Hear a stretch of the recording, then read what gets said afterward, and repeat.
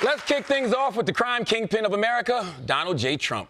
This guy, man, he has so many court cases going right now. He's charged with stolen documents, election interference, porn star hush money, and of course, kidnapping. Yeah. But here in New York, the charge is that he lied about his real estate business so he could get better bank deals and tax breaks. And because this is the Trump family business, the kids are also getting dragged into court.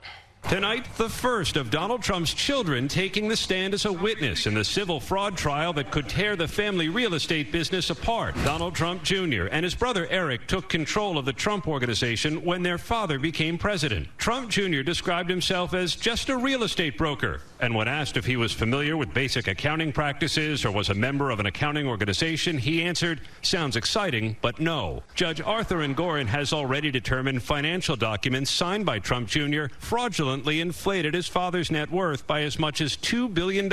Today, Trump Jr. testified he wasn't really aware of what he was signing, saying, "I leave it to my CPAs." Y'all think he's full of shit, right? Yeah. But that's because y'all are Trump haters, all right? I believe this man. I really do. Don Jr.'s defense is that he has no idea what's going on in his own company and doesn't even really understand business at all, which seems right to me. Does anyone think this man is a criminal mastermind?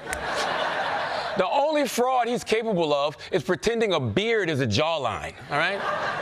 And I know you're like, oh, so you think the Trumps just signed all these things without knowing what they said? Yeah. That's what everybody does. Every website you've ever been on has asked you to sign something, and you did it without reading it. Mark Zuckerberg might own all of our kidneys, all right? But let's move on, because for a long time now, America has been struggling to overcome its racist past. Yeah.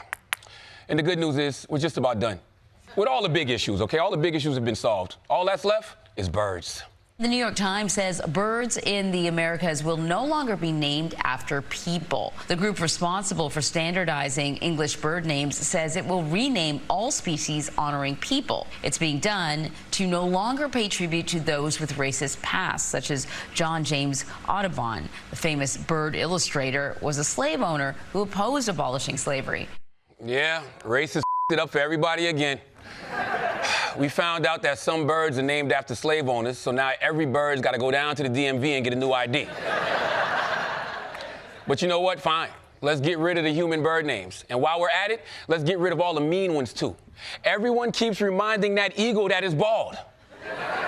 If Chris Rock can't say that to Jada, why do we say it about our national bird? Keep my eagle's name out of your mouth.